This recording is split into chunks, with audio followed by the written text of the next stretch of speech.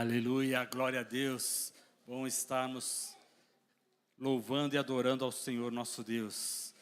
Mateus 11, verso 28, 29. Jesus disse: Vinde a mim todos os que estáis cansados e sobrecarregados, e eu vos aliviarei.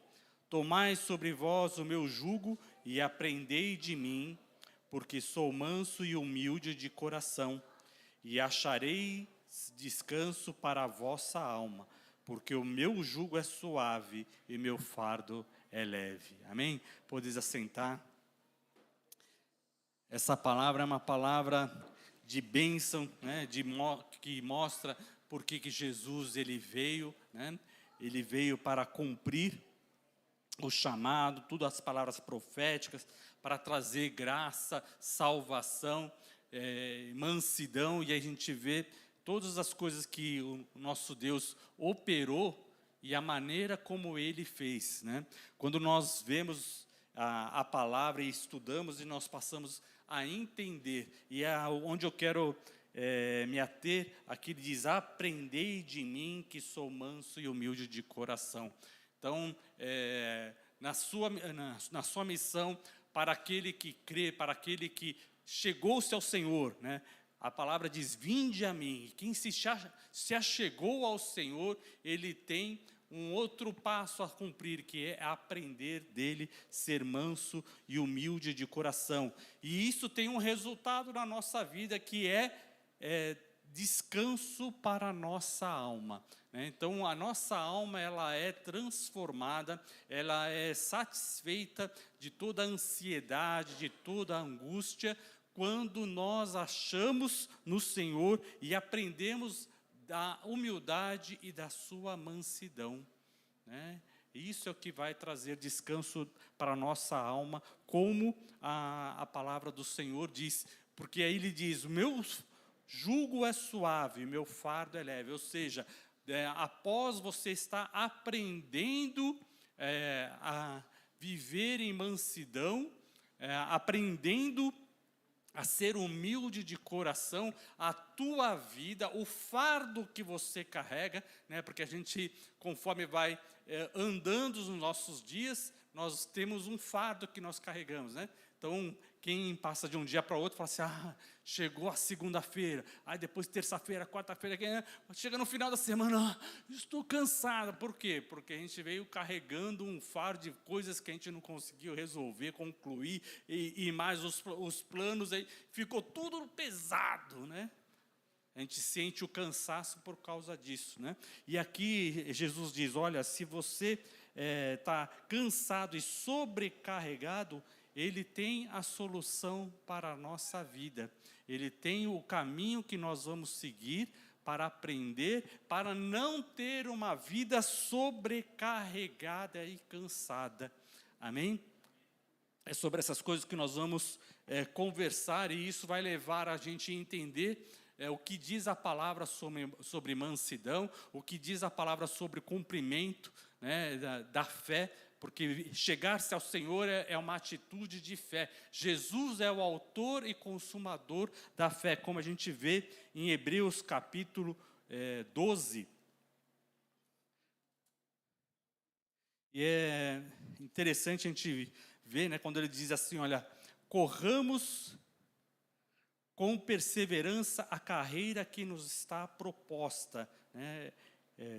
Olhando firmemente para o autor e consumador da fé, o qual Jesus, em troca da alegria que estava proposta, suportou a cruz, não fazendo caso da ignomia, e está sentado à destra do trono de Deus. Então, aquilo que está proposto para nós é ter um descanso, é você não estar sobrecarregado. É isso, essa carreira que está proposta para nós, para uma vida de graça, vida de alegria, vida de paz. Então, Jesus, Ele é o autor da fé, crede em Deus, crede também em mim, e achareis descanso para a vossa alma, e rios de água viva fluirão do seu ventre. Então há uma transformação, há o poder de Deus que nós devemos colocar na nossa vida para receber e para aprender do Senhor. Amém? Estão me acompanhando?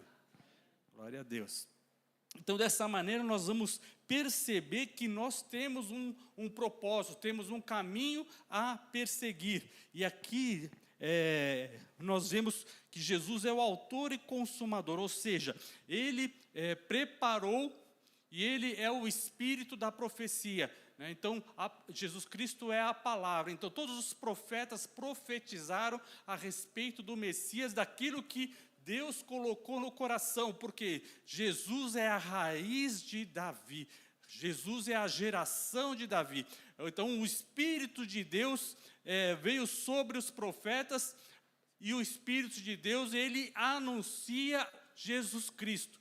Então por isso, tudo aquilo que foi profetizado para que nós crescêssemos, então ele é o autor. Por quê? Porque ele é o autor da profecia através da qual você crê.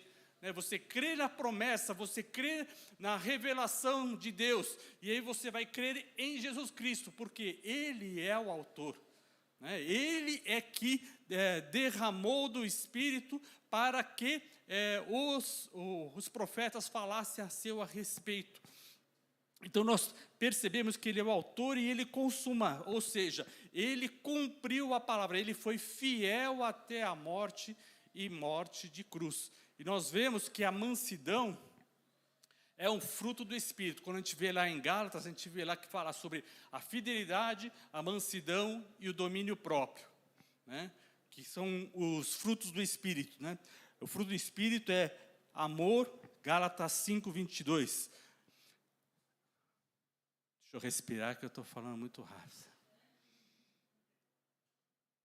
Eu tenho mais do que 5 minutos, Então, o fruto do Espírito é amor, alegria, paz, longanimidade, benignidade, bondade, fidelidade, mansidão e domínio próprio. Contra essas coisas não há lei, ou seja, não há nada que possa impedir você de sentir amor, de você ter mansidão, de você ser fiel. Então, quando diz isso, significa que nenhuma circunstância da sua vida pode impedir você de ser fiel. Amém? Nenhuma circunstância da vida pode impedir de você ser manso. Mas, pastor, aí pegou, porque tem a dificuldade, aí vem a ira dos homens, tal, que por causa de uma circunstância, adversidade,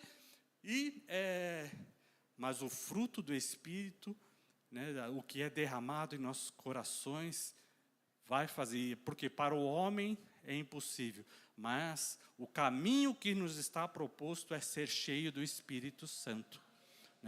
De maneira que a fidelidade, mansidão e domínio próprio, elas sejam possíveis em todas as circunstâncias. Então o que aconteceu? Jesus, ele foi fiel até a morte e morte de cruz. Então ele é o consumador. Então quando Jesus, na noite que ele foi traído, ele tomou o pão e celebrou a ceia com os seus discípulos. Na noite que foi traído, ele lavou o pé dos seus discípulos. Na noite que foi traído, ele foi ao jardim do Getsêmani orar e clamar. E ele suou sangue, e ele pediu a Deus, se possível for, afasta de mim esse cálice. Todavia não seja feita a minha vontade, mas a tua vontade. Amém? Então aí nós vemos nessa oração a demonstração da fidelidade de Jesus em Deus, no cumprimento da palavra, a mansidão, porque ele se colocou diante de Deus os seus sentimentos e a sua vontade de não passar por aquela situação. E Jesus diz, mas contudo não seja feita a minha vontade, mas a tua vontade. E então eu beberei do cálice que o Senhor tem planejado, tem proposto para a minha vida. Por aquilo que foi feito. Por quê? Porque Jesus está como 100% homem, 100% Deus e 100% homem. Então ele sentiu a angústia e a perseguição, a adversidade que ele ia sofrer. Mas ele disse, então aí é o fruto do Espírito o quê? Domínio próprio. Você agir não só pelo que você está sentindo. Nós estamos numa sociedade que preza e que valoriza demais aquilo que você está sentindo. Então, assim eu estou sentindo, eu vou fazer e pronto, e acabou, porque eu quero, estou sentindo aqui, está batendo aqui, eu vou fazer. Então, se eu sentir um nervosismo, eu vou dar soco mesmo, eu vou mirar, eu vou pular, porque extravasar. Valoriza demais aquilo que está sentindo. Mas o que nós temos que fazer é cumprir a palavra, ter o domínio próprio e dizer, não vou fazer a minha vontade, mas vou fazer a vontade de Deus. Isso é fruto do Espírito. Amém? Quando nós vamos em Tiago, capítulo 1, se alguém puder trazer uma água. Tiago, capítulo 1, verso 19. Ele diz assim, sabeis todas essas coisas, amados irmãos, todo homem seja pronto para ouvir, tardio para falar, tardio para se irar. Então a mansidão,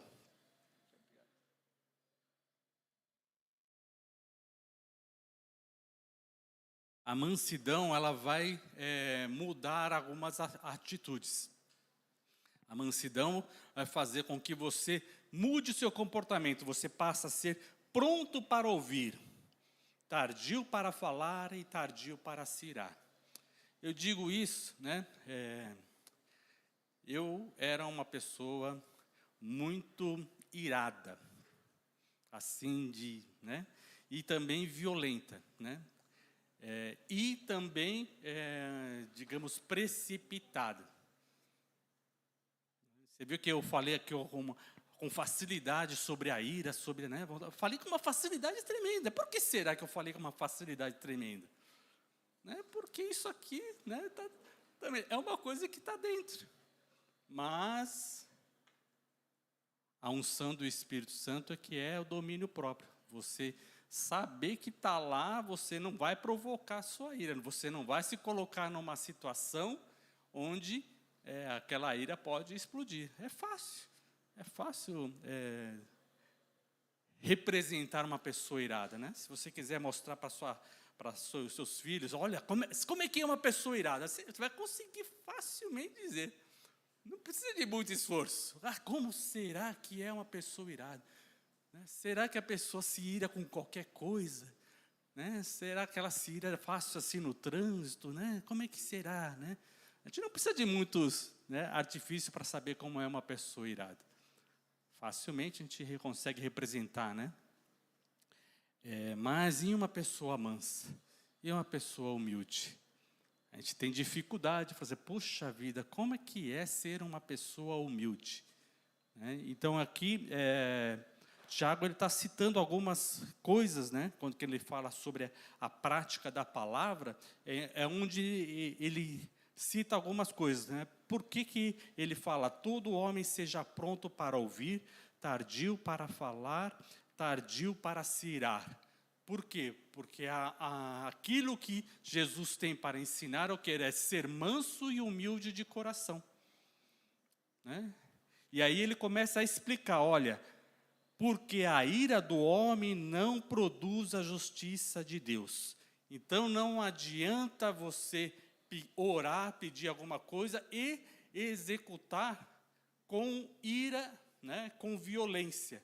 Porque não vai ser pela violência do homem ou pela ira do homem que Deus vai agir de alguma maneira. Deus tem uma palavra, tem um propósito, mas não vai ser com a sua ira. Então não adianta você, para educar o seu filho, não adianta você se irar com seu filho e querer falar com ira, com violência, não adianta. Por quê? Porque isso não vai produzir a justiça de Deus. Ou seja, o ensino para o seu filho, ensino para outra pessoa, não vai ser através da sua ira. Por quê? Porque tem que ser através da mansidão e da fidelidade. Aquilo que você for falar, tem que ser através da mansidão, da fidelidade, do domínio próprio, da bondade, dos frutos do Espírito, amém? Né? Então aqui ele coloca, porque a ira do homem não produz a justiça de Deus. Portanto, despojai-vos de toda impureza e acúmulo de maldade. Né? Ele começa a colocar que a maldade, a violência, elas vão se acumulando. Por que nós estamos sobrecarregados? Porque a desobediência, a maldade, ela vai pesando no jugo, pesando no fardo. Ela sobrecarrega, né? Então, e ele diz, acolhei com mansidão a palavra em vós implantada. Então, quando a gente passa a ser, não, eu vou agir com mansidão. Então, a palavra de Deus é possível entrar no seu coração. Né?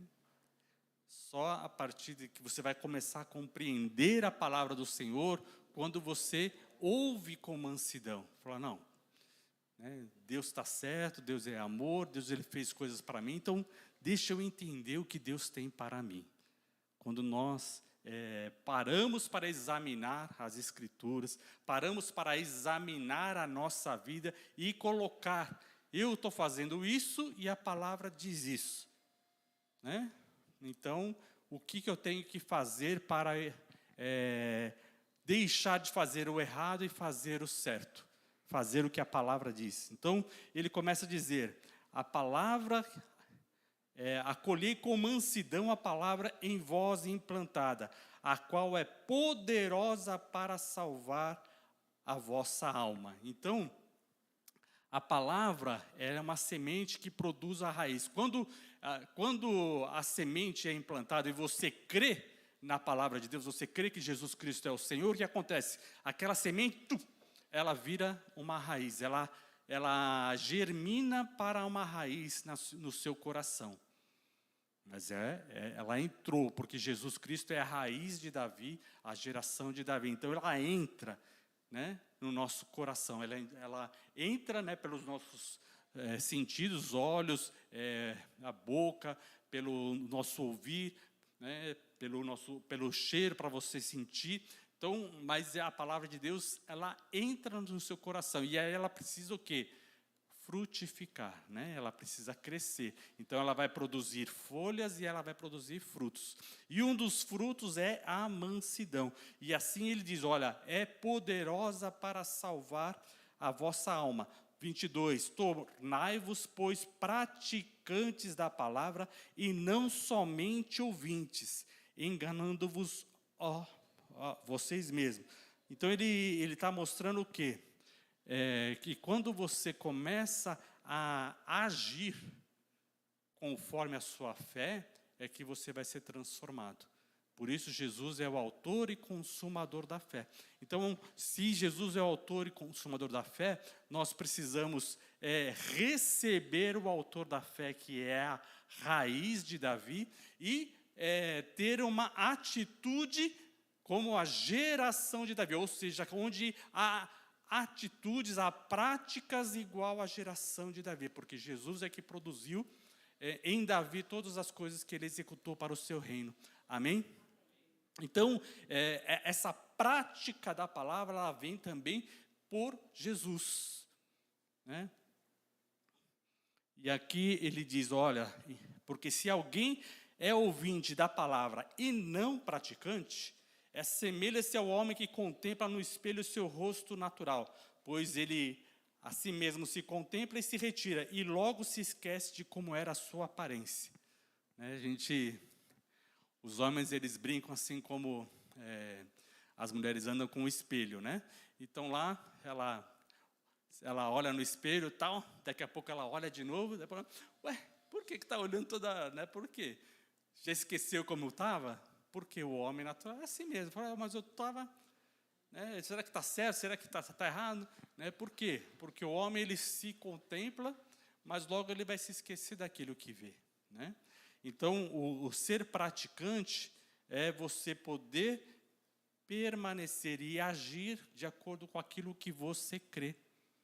Né? Então, por isso que a consciência, Deus criou o homem, a sua imagem e semelhança, e ele colocou no homem uma consciência. né? E essa consciência, depois de cada coisa que ele pratica, a consciência vai dizer, eu fiz uma coisa errada. Ou quando você fez alguma coisa que a tua consciência diz que foi bem feito, você fica todo orgulhoso, você fica satisfeito. Por quê? Porque a tua consciência está aprovando aquilo que você fez. Então você se sente em paz, você se sente disposto, você se sente alegre. Porque muitas pessoas estão desanimadas, abatidas, tristes? Porque as atitudes dela, a sua consciência está reprovando. Sem fugir da palavra. Esse é o motivo, porque há tanta gente triste. Porque aquilo que ela está fazendo, ela mesma não aprova. Ela queria fazer diferente. Né? Ela tem sonhos frustrados, ela tem coisas que ela queria executar de uma maneira que não conseguiu, e é por isso que ela está triste. Então, quando nós conhecemos a palavra, e a palavra ela é enxertada, ela entra em nós como a raiz de Davi, o que vai acontecendo? A nossa mente vai sendo mudada como a mente de Cristo. Onde você vai passar a entender e aprender do Senhor a mansidão, a fidelidade, o domínio próprio. Então isso vai mexendo na sua consciência, de tal maneira que você continua decidindo pela sua consciência, mas você está decidindo pelo aquilo que você aprendeu. Então você vai deixar de fazer aquilo que é errado. Você, antes de fazer, você vai pensar, será que eu estou fazendo certo?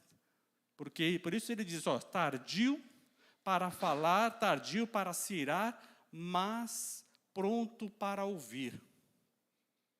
Então, quando a gente começa a ter um pensamento assim, não, deixa eu ouvir mais, deixa eu pensar, deixa eu falar, né, o que eu quero fazer, né, expor aquilo que eu quero fazer, a decisão, o problema, né, porque ser praticante significa que você vai tomar atitudes. Amém? Praticante é você tomar atitudes. Como é que você sabe se você está praticando a palavra de Deus? Então, eu vou fazer uma compra. Então, vou tomar uma decisão, vou fazer uma compra. Mas essa compra, como é que eu sei se é a vontade de Deus ou não é? Se eu estou cumprindo a palavra de Deus ou não? Então, a palavra de Deus é fidelidade, mansidão e domínio próprio. Então, eu vou fazer uma compra, simplesmente eu vou fazer, eu preciso de um celular. Aí eu vou lá, mas eu posso, numa decisão simples de comprar um celular, eu preciso usar a palavra para ver se eu sou praticante? Sim. Por quê? Aí você vai lá, onde eu vou comprar celular? De quem eu vou comprar esse celular? Esse celular, será que ele é roubado? Quem está me vendendo tem prova que não foi roubado? Então, se é roubado, eu não posso comprar. Numa simples decisão de compra. Ou seja, todas as atitudes nós temos que analisar. Eu vou comprar. Mas eu não sei se é roubado ou não, né? Mas você está num lugar, num estabelecimento que emite nota, que tem, né, que tem comprovação da origem, que você, na hora que você for comprar, você vai poder dizer, eu comprei daqui. Não é. Então você não vai. Amém? Você está entendendo? Né? Então, isso são em várias coisas, numa mercadoria, numa TV por assinatura, né? Nada de gato net.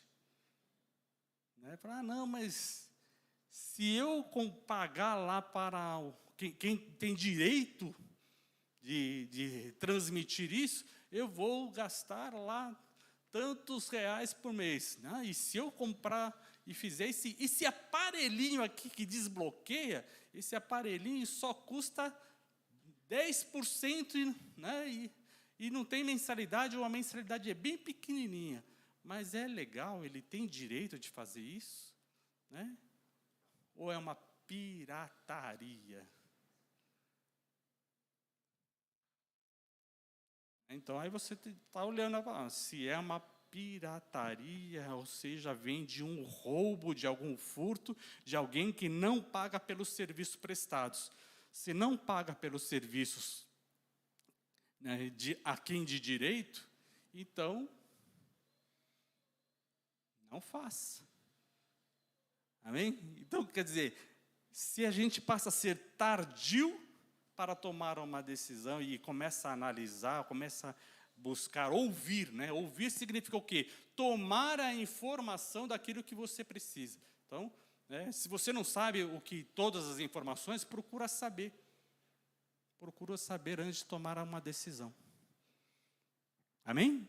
Isso é agir com mansidão. Significa que você não está sendo precipitado, você está analisando aquilo que você vai fazer.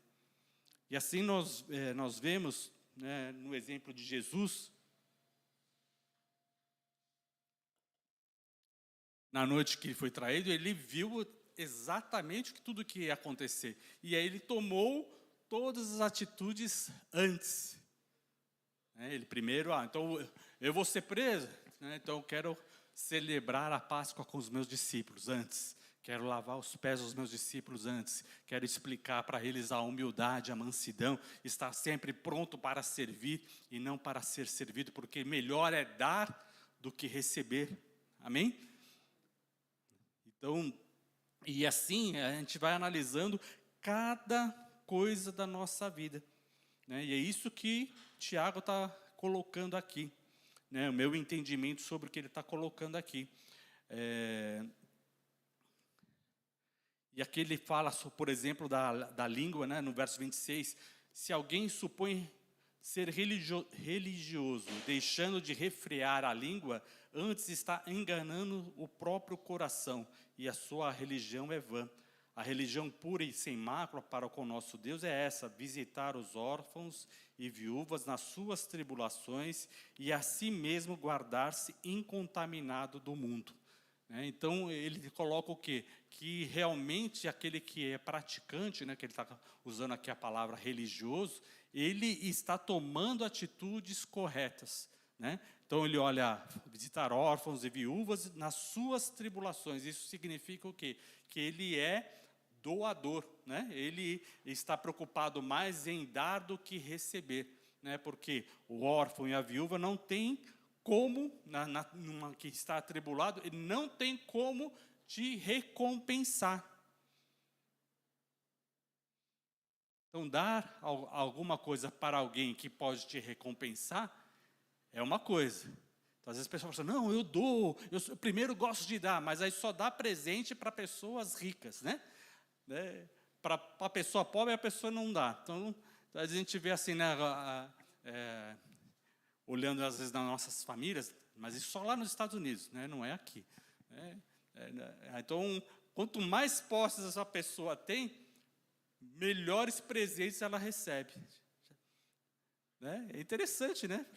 Aí vai a pessoa que tem menos dinheiro, aí fala assim, olha, eu só te dou, não, é uma lembrancinha. Né? Mas para aquele que tem mais dinheiro, quando a gente vai dar um presente, dá uma lembrancinha de ouro. Né? Por que isso? Porque o pensamento está, assim, olha, se eu vou dar uma coisa que a pessoa não vai gostar ou não precisa, né? São várias coisas que estão na nossa mente que está errado. E aqui, quando você vai visitar órfãos, viúvas e as pessoas necessitadas, são pessoas que não vão poder te recompensar, né? E para ela sempre vai ser muito, né? Porque quando falta, R$1.000 pode não ser muito dinheiro para você gastar, mas quando falta na sua conta R$1.000, ai, que dificuldade que é para cobrir R$1.000. Mas é pouco para gastar, né? Em um dia, talvez você não precise. Vou falar assim, quanto tempo você leva para gastar R$1.000? A pessoa já puxa o celular e fala, agora, minutos, se a internet estiver boa, já deixa pré-aprovado lá, compra com um clique, pá, né? Já foi, o carrinho está cheio assim, ó, rapidinho, né? Mas se para ganhar R$1.000, quantos dias, quantas horas, né? Quantos meses demora para você acumular e dizer assim, olha, vai sobrar R$1.000, né? Para sobrar R$1.000, ó, estou até suando só de pensar.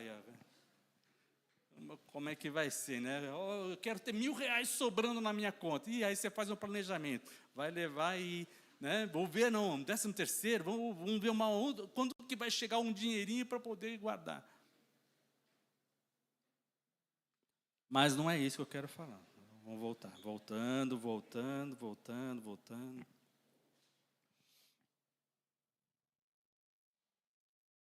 Ser cumpridores, né?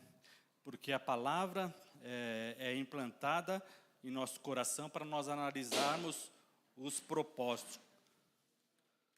Eu vou quase me assustar com esses estouros aí.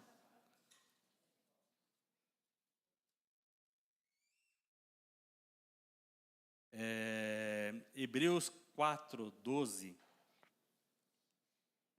diz assim: a palavra de Deus é viva e eficaz, e mais cortante do que qualquer espada de 2 gumes, que penetra até o ponto de dividir a alma e espírito, juntas e medulas, e é apta para discernir os pensamentos e os propósitos do coração.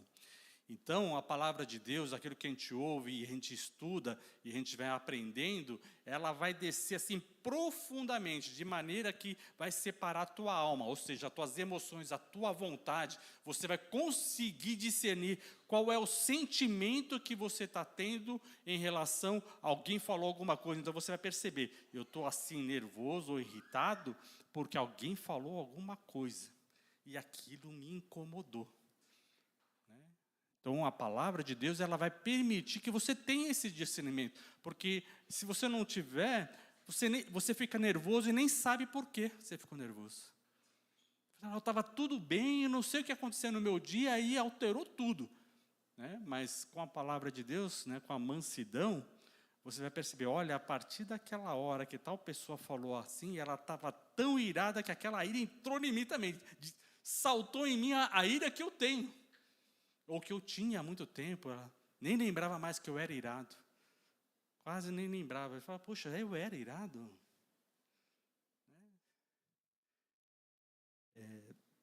E aquilo volta, né? Rápido, assim, como se jogasse gasolina e fogo. Mas aqui a palavra de Deus o quê? É apta para discernir os pensamentos e propósitos do coração. Então, você vai perceber qual é o propósito na tua decisão. Na hora que você está no teu coração, eu vou fazer uma compra, eu vou fazer uma decisão, eu vou conversar com alguém. O que é que está no teu coração para você fazer aquilo? Por que é importante aquilo para você?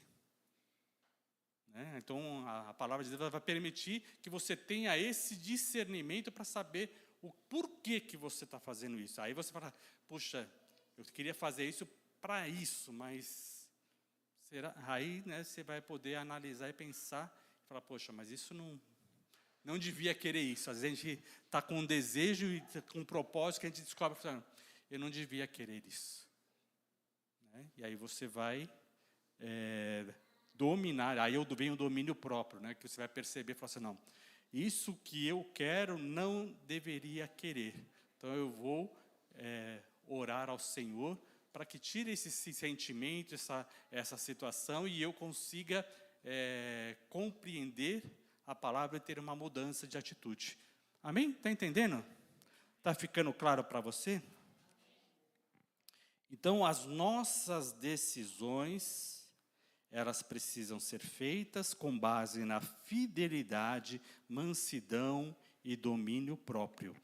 Voltando para Tiago, capítulo 2, você vai ver ele falando sobre isso a partir do verso 13. E o capítulo todo fala sobre isso, né? Mas eu vou a partir do verso 13, verso 12, pronto. Falai de tal maneira e de tal maneira procedei, como aqueles que hão de ser julgados pela lei da liberdade. Então, assim como a fé e obras, você tem uma diferença naquilo que você fala e naquilo que você faz. Tá? É a mesma coisa. Você fala por fé, fala com propósito, você fala né? Ó, eu vou fazer tal coisa. É tão importante você dizer eu vou fazer tal coisa quanto fazer, né? Então esse é a nossa dificuldade, né? Então você falar para o teu filho, eu vou fazer tal coisa, para o teu filho é a mesma coisa. Meu pai falou que vai fazer, ele vai fazer, pronto. Qual que é a dificuldade? Né? Às vezes, aí o pai fala assim, não, filho, eu disse assim, eu vou fazer porque eu quero fazer, a minha intenção é fazer, talvez eu consiga fazer. Aí o filho fala, pai, mas você disse que ia fazer. Aí então, então eu tenho que dizer de outro jeito. Você fala, né? Então, quer dizer, aí a palavra de Deus diz, ó, falar de tal maneira proceder. Então, se não é eu vou fazer, então você diga, eu pretendo fazer.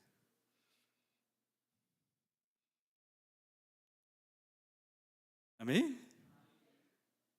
Porque a gente tem que equacionar. É fé e obras. É a nossa fé, aquilo que você pensa, aquilo que você acredita e aquilo que você pratica. Né? Então, você fala assim, não, eu vou ser humilde. Fala, peraí. Eu pretendo, né, analisar a minha vida, as minhas atitudes e pretendo ser manso e humilde. Porque se você falasse, não, filho, a partir de hoje eu vou ser humilde. Né? Então procede, então pratica. Então por isso que a gente precisa examinar e não ser precipitado no falar. Por quê? Falou, você vai dar conta do que você falou. E aí você tem que falar o quê? Olha, me perdoa, eu disse que ia fazer, né? Mas eu nem tenho os recursos ainda para fazer. Como é que eu disse que eu vou fazer uma festa de aniversário para você assim, assim, assim, assim, se eu nem tenho recursos para fazer? Realmente eu queria. E tem muitos filhos, né, que começam a ter uma rixa com os pais, porque os pais, no amor, na vontade de querer abençoar os filhos, começam a falar coisas e prometer coisas que nem tem condições de cumprir. E aí, por causa de uma festa que prometeu lá de 15 anos, aí vem de casa, vem de carro, vem de tudo, por que não? Eu quero fazer, ao invés de dizer, não, eu vou, né, preparar, tal. Né? E nesse mesmo livro,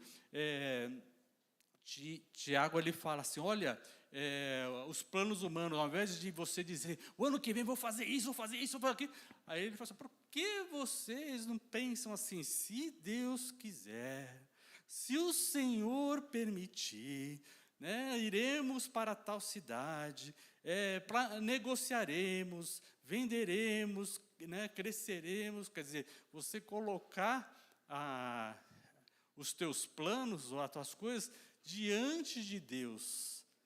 Né? Por quê? Porque a gente está colocando coisas para o futuro que você não, com uma série de coisas que pode acontecer, você não vai ter condições. É que nem você fala assim, não, eu vou até tal lugar, daqui meia hora eu estou aí.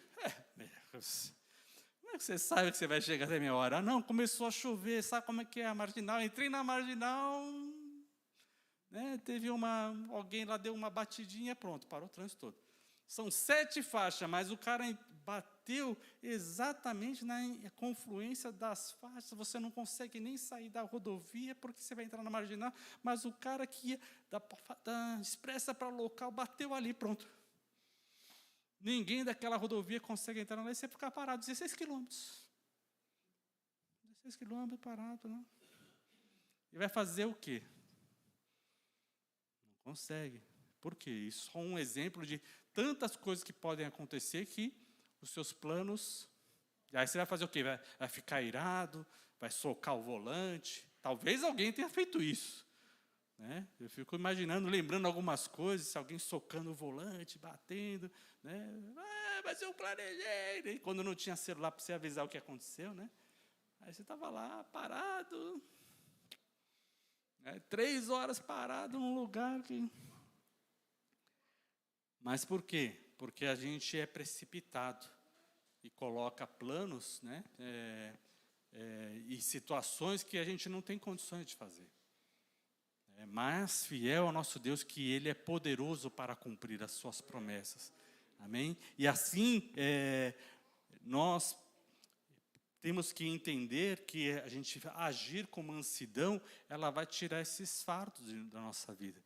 Você fala, eu nem posso me comprometer com tal coisa que não está em mim. Aí você não tem o fardo. Você não colocou um fardo nas suas costas. Você nem sabe, você pode cumprir, então você nem se comprometeu. Amém? Você se compromete com aquilo que tem. Você fala, eu tenho dinheiro aqui, eu vou te dar. Tá aqui, então tá bom. Quem me impede? Está aqui, eu vou fazer porque está aqui, está comigo os recursos. Agora você fala, não, daqui a tanto tempo eu vou receber, e aí depois de pagar as contas eu vou analisar, tal, e aí... Então coloca as coisas, quer dizer, você começa a perceber que se você tem uma mansidão, os fardos vão saindo da sua vida. Amém? Agindo com mansidão, com fidelidade. E aqui, continuando, Tiago 2,13, porque o juízo é sem misericórdia para com aquele que não usou de misericórdia. A misericórdia triunfa sobre o juízo. E o que tem a ver a misericórdia? Por que ele entrou na misericórdia? Aqui, porque a gente tem que dar conta daquilo que a gente fala, irmão, olha só.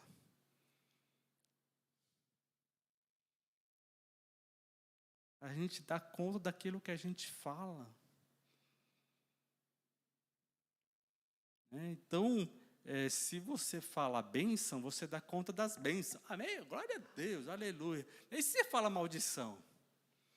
E se você fala coisa que você só vai quebrar a tua palavra? Você se comporta como um mentiroso.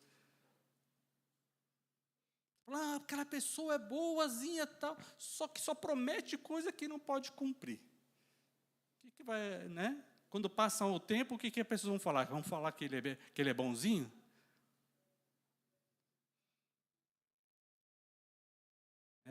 O filho vai logo dizer do pai,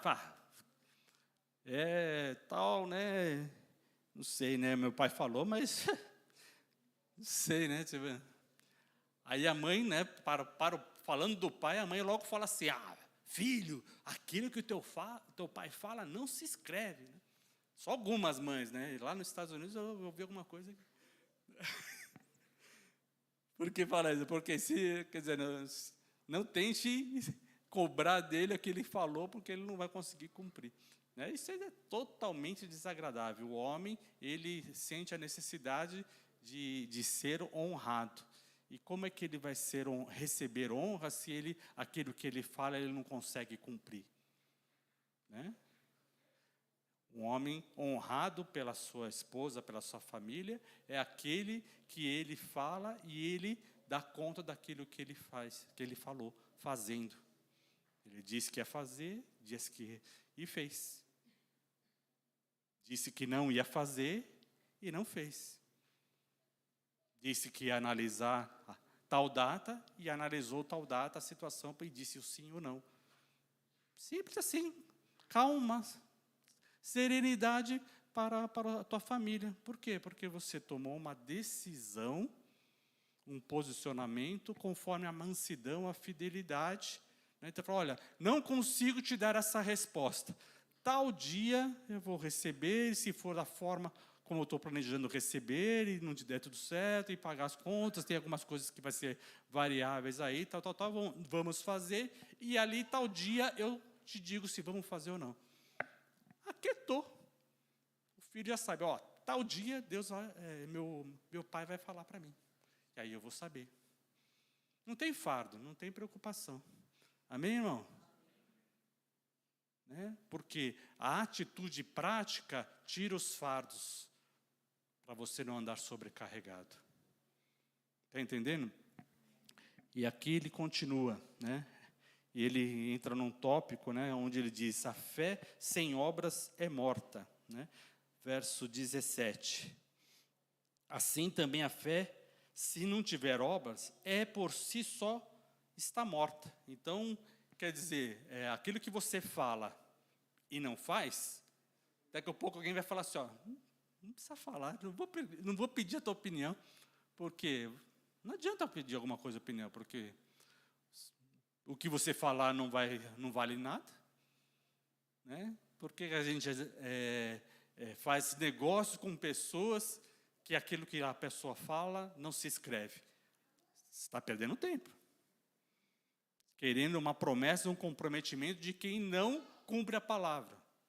Qualquer coisa que a pessoa falar ou escrever no papel, não adianta. Quer dizer, se você escrever no papel, significa o quê? Que você vai ter que processar, porque não vai resolver. Não é porque escreveu no papel que a pessoa vai cumprir. A pessoa não cumpre, a pessoa não se compromete com aquilo que escreveu, você pode processar o que você quiser. Né? Então, a gente precisa entender com quem a gente faz aliança, faz negócios, se compromete até em uma compra e venda. Né? Coisas simples, né? Por exemplo, o que as empresas que estão, as lojas, ela vai vender para alguém, ele pergunta, eu quero o quê? Dinheiro, Pix, cartão, né? Ela fala, não, eu quero com uma promessa, amanhã eu te pago. Né? Antes você podia fazer isso, fiado, né? Amanhã eu te pago. Por quê? Porque a pessoa se preocupava em honrar a promessa, a palavra. Bastava dizer, amanhã eu te pago, amanhã eu te pago. Tal dia eu te pago, tal dia eu pago. E agora é o quê? Na hora, né? Você se compromete com o cartão, compromete com, né?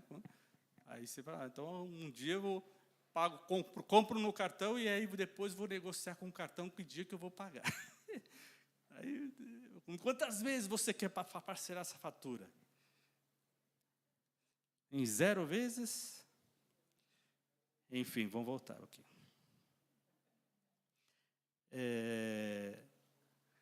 Aí, no verso 18 diz, mas alguém dirá, tu tens fé e eu tenho as obras, mostra-me essa fé sem as obras, e eu com as obras mostrarei a minha fé. Aí ele tenta explicar o que significa isso. Crês tu que Deus é um só? Fazes bem. Até os demônios creem e tremem.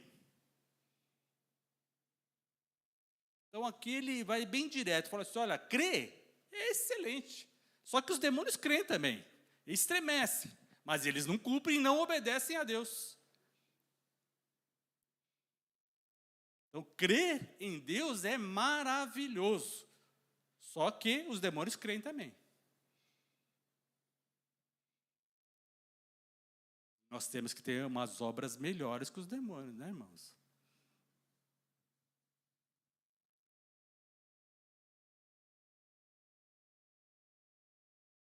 Posso ouvir um amém? Vou perguntar de novo, hein? Nós precisamos ter obras melhores que os demônios, né, irmãos? Amém. Amém. Olha só. Vou tomar uma água agora. Ai, ficou aliviado agora. Queres, pois, ficar certo, ó homem, que a fé sem obras é inoperante? Não foi por obras que Abraão, nosso pai, foi justificado quando ofereceu sobre o altar o próprio filho Isaque? Vês como a fé operava juntamente com as obras, com efeito, pelas obras que a fé se consumou. Então, a fé na sua vida, ela vai ser, carimbado, homem de fé, quando você pratica. É assim. Então, muitas pessoas começam a dizer, olha, a fé, a graça te salva, tal, né? Você precisa entender que precisa cumprir a palavra. Você precisa agir conforme a palavra. Porque se você começa a ir por uma linha de hipergraça, basta crer, tem que ver aqui a palavra que está escrito, até os demônios creem. Né? Tem que ser bem claro o que está escrito na palavra. Até os demônios creem. Então, aqui a fé se consumou e se cumpriu a escritura, a qual diz, Abraão creu em Deus e isso foi imputado para a justiça e foi chamado amigo de Deus. Então, ontem na escola bíblica nós falamos sobre essa palavra imputado, que é o quê?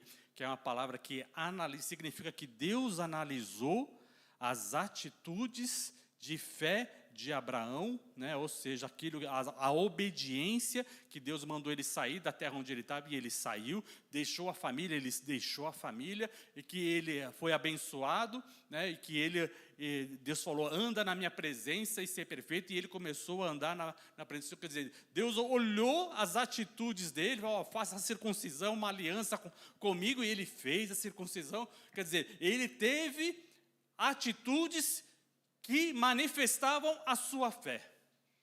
Amém? É por isso que Paulo fala, olha, aquilo que você faz sem fé é pecado.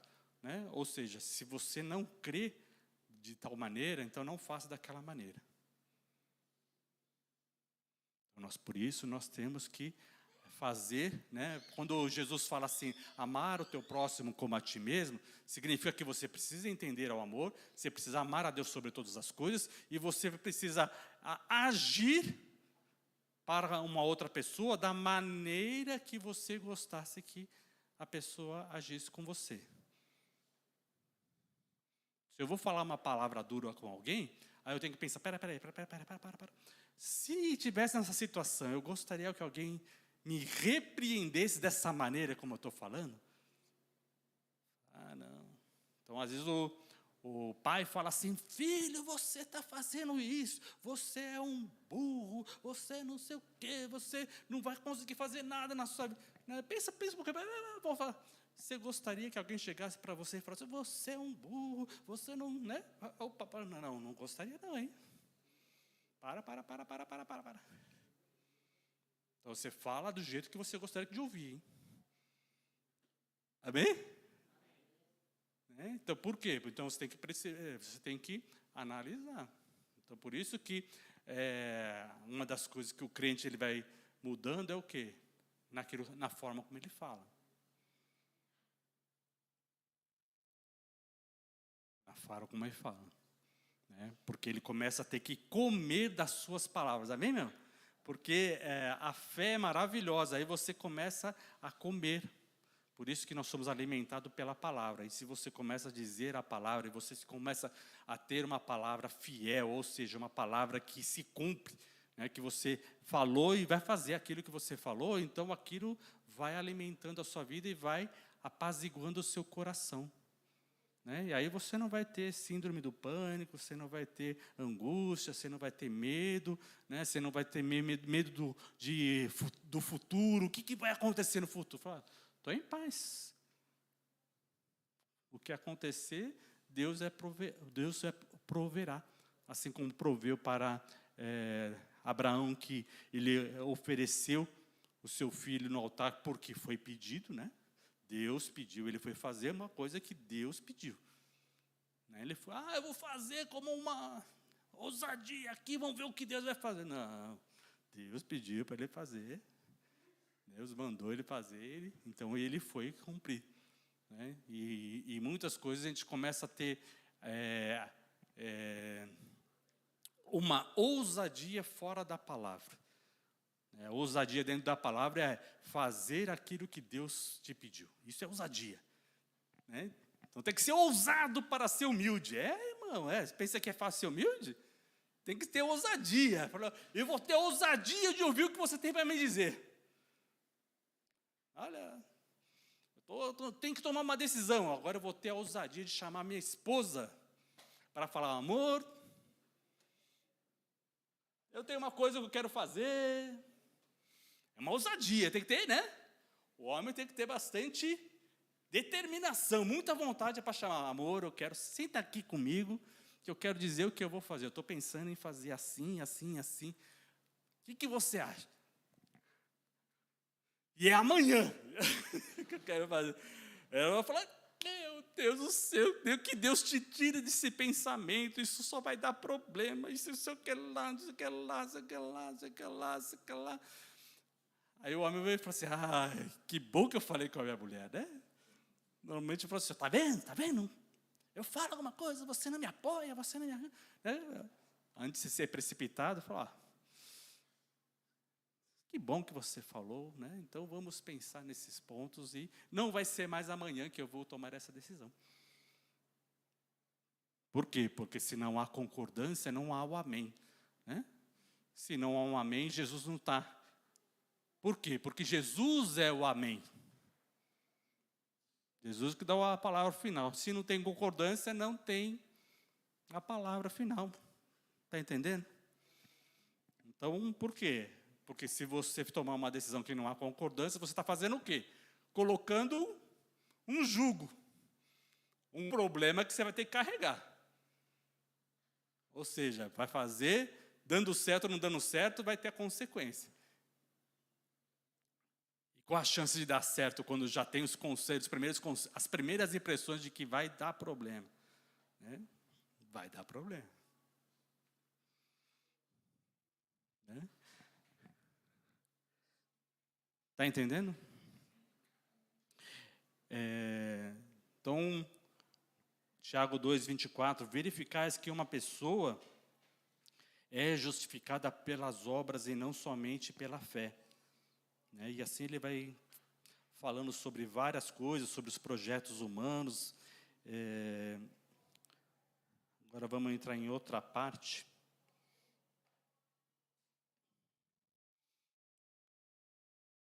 O verso 26 diz, porque assim como o corpo sem espírito é morto, assim a fé também sem obras é morta. Ou seja, né, você tem o seu corpo, mas se sair o espírito, a pessoa está morta, está durinha lá. Tem os olhos, mas não é. A pessoa que está morta, é o que acontece? Tem olhos, né? Eu ia falar, tem olhos, mas não fala, mas, né? Tem boca, mas não fala, né? Tem olhos, mas não vê, né? Quer dizer, ela está ali com o corpo, mas já não, o espírito já não acontece nada. E se a gente tiver a fé e não tiver atitudes, conforme a palavra de Deus, não adianta. Significa o quê? Vou desistir de tudo porque não consigo aplicar todas as coisas da palavra. Não, não é isso, irmão. Estou dizendo que nós precisamos o quê? Acompanhar a nossa vida e ir mudando. Né? Vamos mudando aos poucos aí. Comece a examinar, fala, Senhor, o que primeiro tem que mudar? Né? Aqui a gente está falando sobre a fidelidade, não estou nem falando sobre o amor, estou falando sobre fidelidade, mansidão e domínio próprio. Né? Porque essas coisas juntas é que vai permitir nós tomarmos decisões corretas. Né? Romanos 16:19 diz, seja excelente para o bem, e inocente para o mal. E o Deus de paz esmagará Satanás sobre os nossos pés. Amém, óbvio, um amém. Aí, ó. Romanos 16:19 diz assim, pois a vossa obediência é conhecida por todos. Olha só que palavra bonita, né? Então, a obediência da palavra é conhecida por todos. Significa o quê? Que há um bom testemunho.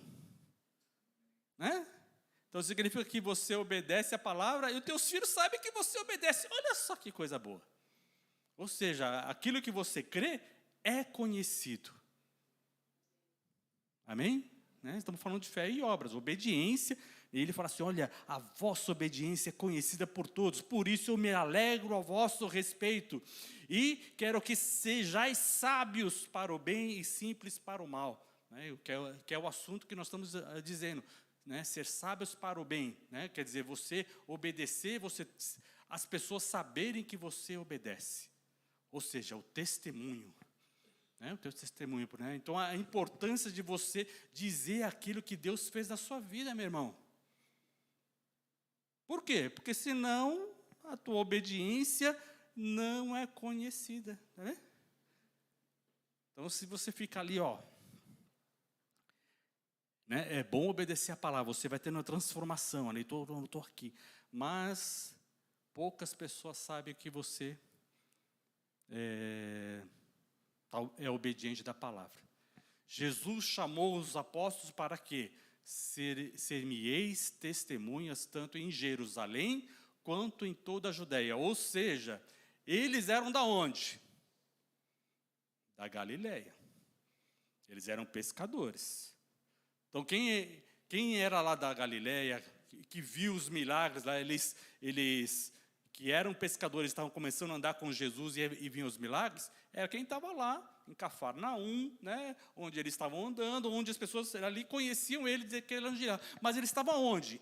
Em Jerusalém. Em Jerusalém, as pessoas não conheciam a vida deles. Então, eles iam ter que ser testemunha onde ele não era conhecido. Está entendendo? Então, as outras pessoas não sabiam que eles eram obedientes. E eles tinham que testemunhar, dizer, olha, a minha vida era assim, assim, assim, e agora, com Cristo, eu sou diferente. Eu era irado, eu era precipitado, eu falava que não devia, tal, tal. Mas agora Deus me ensinou, né? Me chamou para perto dele e está me ensinando, não é que eu sei tudo. Não é que eu sou uma pessoa extremamente humilde, mas eu estou aprendendo a viver na humildade, em ouvir antes de falar. Comecei a ser tardio para falar, tardio para me irar, e isso tem transformado a minha vida e eu tenho colhido frutos. Amém? Quer dizer, você vai precisar abrir um pouco o coração e contar alguns problemas da sua vida. Mas esses problemas são todos de todos os homens, certo? Quem aqui nunca se irou? Cutuca seu irmão, você está vivo? Você se incomoda com alguma coisa? Você se irrita com alguma coisa? Pergunta para ele, assim, né? Vê se o teu irmão vai ter dificuldade para dizer assim, se você pergunta para ele, o que te irrita? Ele fala, a lista longa, completa, absoluta, top 10, 5, como é que você quer essa lista aí? Num dia, num ano, na semana, na família, no trabalho, né? Em que aspecto você está falando? Aí a pessoa vai poder te dizer vários aspectos do que irrita ela. Quer dizer, é fácil, né? Não é difícil irritar alguém. Não é difícil. Difícil levar paz. Difícil levar paz. Difícil reconciliar. Difícil é levar a bênção. E aí a gente precisa aprender com o Senhor para levar a bênção. Então, a obediência sendo conhecida, ela vai fazer o quê? Vai levar bênção. Amém? Esse é o caminho para você levar bênção para outras pessoas. E aqui, sejais sábios para o bem e simples para o mal. E o Deus de paz, em breve, esmagará debaixo dos vossos pés a Satanás. Amém? E o Deus de paz esmagará em breve a Satanás debaixo dos vossos pés. Olha para os seus pés aí. Debaixo dos seus pés. Mas perceba que esmagar debaixo dos seus pés vem depois do testemunho. Porque Deus esmaga. E os pés, por quê? Quão belos são os pés dos mensageiros que traz a mensagem, que anunciam coisas boas.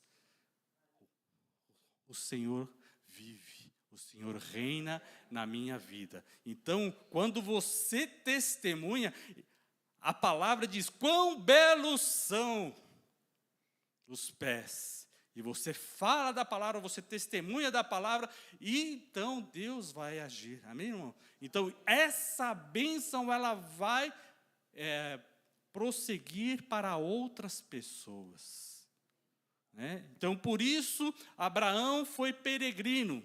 Por quê? Porque ele foi fiel, e ele foi temente, e foi conhecido a fidelidade dele sobre toda aquela região, e sobre os pés de Abraão foram esmagados os seus inimigos.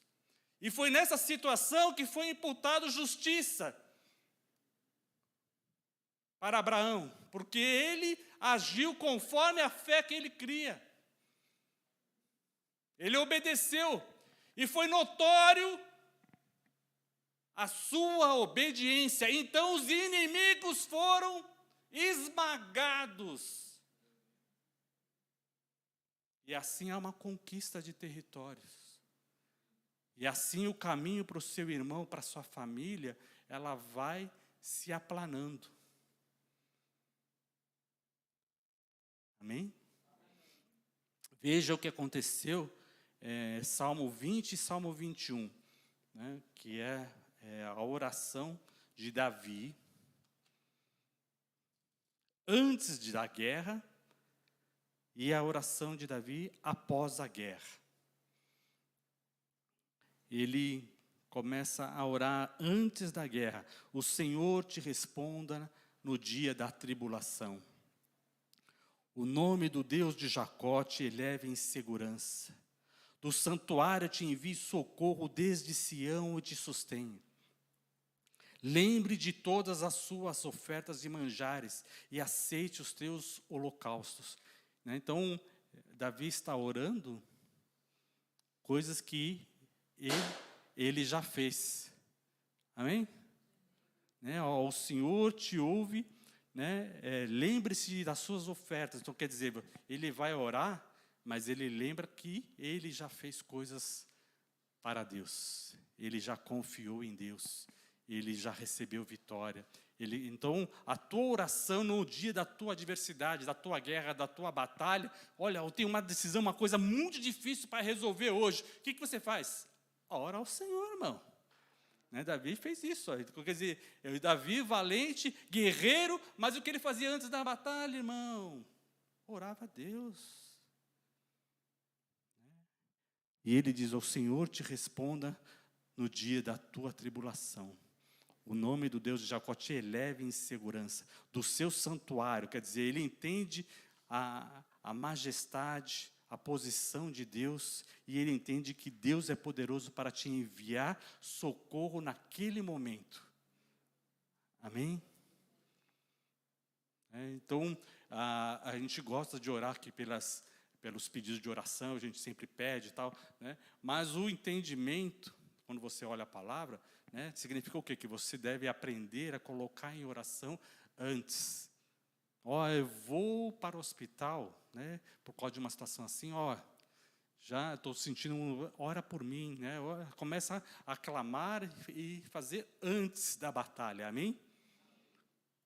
Antes da batalha, E aí você começa a entender aqui, olha, conceda-te segundo o teu coração e realize todos os teus desígnios. Então, você faz a oração dizendo, olha, conforme aquilo que o rei está pedindo, aquilo que você está pedindo, Deus conceda o seu coração. Mas antes você fez o quê? Você confiou em Deus. Você está clamando porque você confia em Deus. Deus é a raiz de Davi, aquilo que está, Jesus Cristo é a raiz de Davi, que está entrando no seu coração para prosperar. Então você coloca isso, e você ainda já declara no verso 5, celebraremos com júbilo a tua vitória, em nome do nosso Deus hastearemos pendões, satisfaça o Senhor todos os seus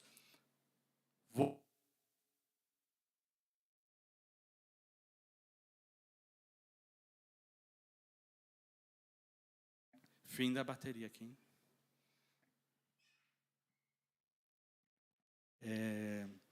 Então aqui ele está dizendo, celebraremos com júbilo a tua vitória. Você já está orando.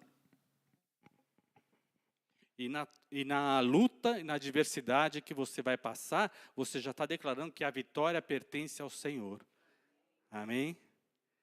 Antes da batalha, você está dizendo que a vitória pertence ao Senhor. Amém?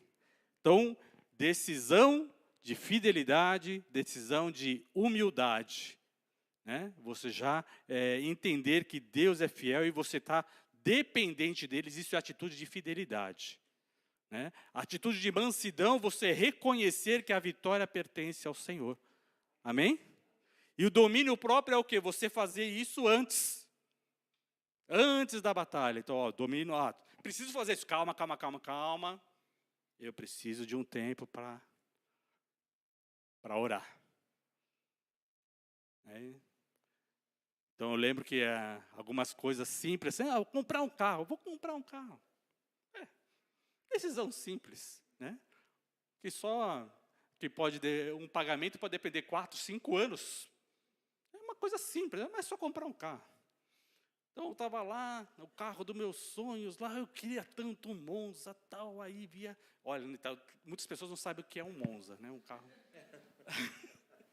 Mas eu posso dizer que em 88, 90, um Monza era um carro bom, hein?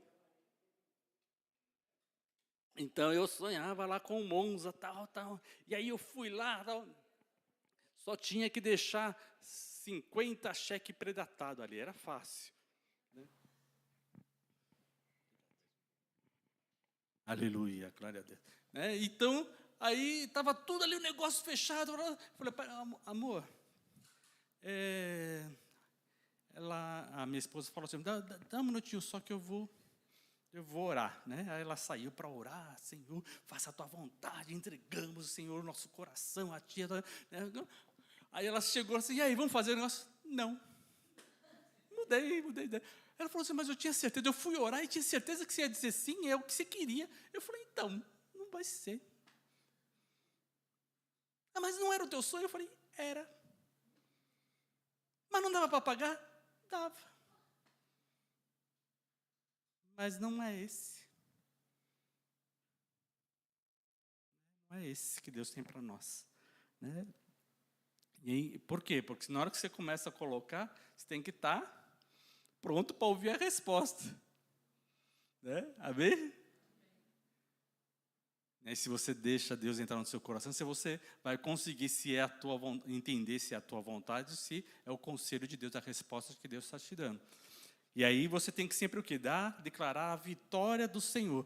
Né? Então, aquela situação ia no meu coração, eu falei, não é essa vitória que Deus tem para celebrar na minha vida. É outra vitória. Então, eu tenho que aguardar qual é a outra vitória. Né? E assim aconteceu, teve uma outra bênção muito superior àquele outro carro que eu estava fechando negócio e foi outro. Né? Isso é uma explicação, né, do que Deus opera e responde. No verso 6, ele diz assim, agora eu sei que o Senhor salva o seu ungido, e ele responderá do seu santo céu com a vitoriosa força da sua destra.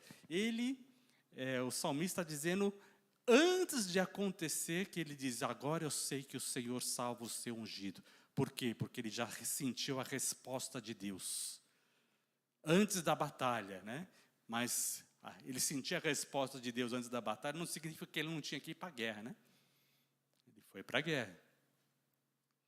Mas ele estava confiante na vitória do Senhor. E ele diz, uns confiam em carros e outros em cavalos. Nós, porém, nos gloriaremos em o nome do Senhor nosso Deus. Eles se encurvam e caem. Nós, porém, nos levantamos e nos manteremos de pé. O Senhor dá vitória ao rei e responde no Senhor quando clamamos. Então, ele tinha a confiança. Então, conforme ele foi orando, Deus foi enchendo a sua boca e ele foi proclamando. Né? Então você ora essa palavra aqui, esse salmo, você fala assim, mas é antes da guerra mesmo? Parece que ele já estava ganhando aqui. Porque é assim quando nós buscamos ao Senhor.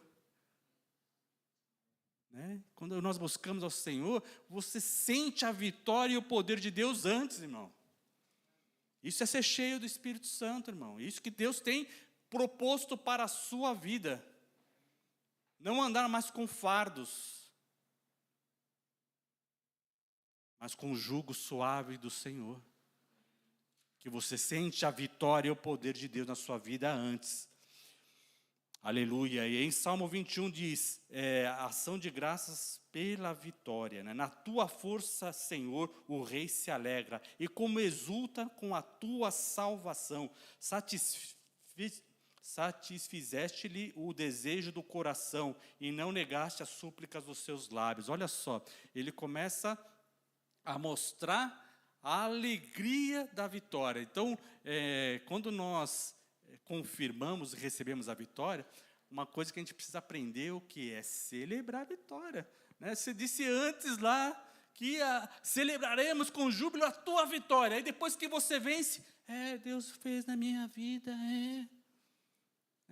eu estou muito contente, Que isso, irmão? Celebra a vitória do Senhor na sua vida. Alegre-se no seu Deus. Reconheça o poder de Deus. Você orou, você clamou, veio a vitória. Se alegre, irmão. Isso vai ser um selo no seu coração, uma vitória. E você tem outras bênçãos que acontecem após o reconhecimento após a vitória. Né? Que é isso que nós vamos mostrar aqui. Ó. E ele diz, pois supres das bênçãos de bondade e põe-lhes na cabeça uma coroa de ouro. Olha só, irmão. Depois da vitória, quando você celebra ao Senhor, o que Ele faz? A coroa da bênção vem depois, quando você celebra a vitória. Então, quando o pastor fica falando, irmão, por favor, irmão, venha testemunhar das bênçãos que Deus tem feito bênçãos na sua vida. Tem, pastor. Mas eu não sei se eu vou, eu fico com medo. Tem uma coroa de glória que Deus vai colocar na sua cabeça. Você quer? Celebre a vitória do Senhor. É a vitória do Senhor. Mas olha só como Deus é maravilhoso, porque Ele supre de bênçãos de bondade e põe-lhe na cabeça uma coroa de ouro puro. Ele te pediu vida e tu lhe a deste, sim, longevidade para todo sempre. Grande é a glória da tua salvação, resplendor e majestade sobreviste. Pois puseste por bênção para sempre e encheste de alegria com a tua presença. O rei confia no Senhor pela misericórdia do Altíssimo, jamais vacilará. Amém? Então, nós somos, pela graça de Deus, pelo Cordeiro Santo de Deus, Ele nos constituiu reis e sacerdotes, amém? E o rei tem o quê? Uma coroa, amém? Ele tem uma coroa que é colocada quando? Quando a gente celebra a vitória do nosso Deus. Ser-me-eis testemunhas. E aí que você vai receber a coroa. Está entendendo, irmão? Por isso, com ousadia, nós vamos fazendo isso. O rei confia no Senhor. A tua mão, pela misericórdia do Senhor, o Altíssimo jamais vacilará. Né? O trono de graça nos concede a misericórdia. Né? E quando nós buscamos ao Senhor e cumprimos a palavra do Senhor, ou seja, aquilo que você está orando e fazendo votos ao Senhor, você cumpre, né? Então, todas essas coisas vão acontecer, por quê? Porque do trono de graça, né, Jesus, que é o Senhor da graça, né, a graça de Jesus seja conosco, e a graça de Jesus ela vai nos abençoar quando nós celebramos a vitória de Deus. Isso vai acontecer, por isso que a gente recebe do trono de misericórdia. E aqui começa a contar algumas coisas que vai acontecer, e aqui está falando só após a vitória. A tua mão alcançará todos os teus inimigos, a tua destra apanhará os que te odeiam. Tu os tornará como fornalha ardente. Quando tu te manifestares, o Senhor, a tua indignação os consumirá, o fogo os devorará. Isso aqui é igual ao que está escrito lá em Romanos 16. Né? Deus esmagará a Satanás debaixo dos vossos pés. É isso que está dizendo aqui. Né? Tu os tornará em fornalha ardente, ou seja, o fogo, né, do juízo final vai destruir a Satanás. Né? E dos nossos inimigos, aquele que se levantaram contra nós, o medo, a morte, a angústia, a depressão, todas essas coisas que afligiram e foram derrotados naquela tua batalha, na hora que você testemunha, na hora que você glorifica, você celebra a vitória do Senhor, tudo isso vai acontecer. Aí ele diz assim, destruirá da terra a sua posteridade, a sua descendente, entre os filhos dos homens. Ou seja, na tua descendência e sobre os teus filhos, aqueles inimigos não vão se levantar. Amém? Olha só a bênção, porque você está estendendo a tua vitória para a tua geração. Por isso que é importante os pais testemunharem para os filhos aquilo que Deus está fazendo na sua vida. Está entendendo, irmão? E aí diz, olha, 11, se contra ti intentarem o mal, urdirem intrigas, não conseguirão efetuá-las. Então o inimigo ainda vai tentar dar o troco, agora vamos fazer o contra-ataque. Não vai conseguir se você celebrar a vitória do Senhor. Né? E isso é feito com o quê? Com fidelidade, mansidão e domínio próprio. Né? Porque há muitas perdas, porque há atitudes, né, que nós tomamos que não são frutos de fidelidade, quebra de aliança, quebra de acordo, quebra de juramentos, quebra de compromissos, né? Atitudes que são contrárias à humildade, mas elas são de vanglória, de querer para si. E essas atitudes vão fazer com que os inimigos que foram derrotados se levantem novamente. E aí a pessoa passa o quê? A ter um ciclo de destruição. Ela tem uma vitória, mas depois de um tempo volta um contra-ataque maligno e tem uma destruição. Por quê? Porque os inimigos não foram derrotados totalmente. Essa palavra aqui não se cumpriu. Por que não se cumpriu? Porque não houve uma celebração da vitória, não houve honra, não houve fidelidade ao Senhor. Né? Então, quando nós vemos os 10 leprosos, clamaram, invocaram o nome de Jesus, Jesus tem misericórdia de nós. Né? Cura-nos, Jesus, ide mostrar ao sacerdote. E os 10, indo obedecer a palavra, foram curados. Os 10. Quantos voltaram para agradecer? 1. 1 voltou para agradecer. Aí Jesus disse, mas não eram 10? Só voltou 1 para agradecer. Aí Jesus disse, perdoados estão os teus pecados.